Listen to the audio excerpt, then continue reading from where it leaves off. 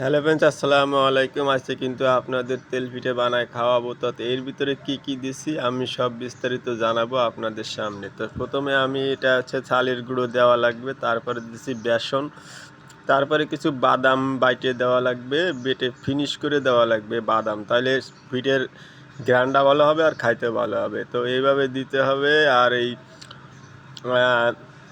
গোলাটা যেন একবারে গাঢ় হয়, গাঢ় হলে পিঠেটা কিন্তু ফুলবে, এরকম ফুলে উঠবে। গাঢ় না হলে কিন্তু ফুলতো না।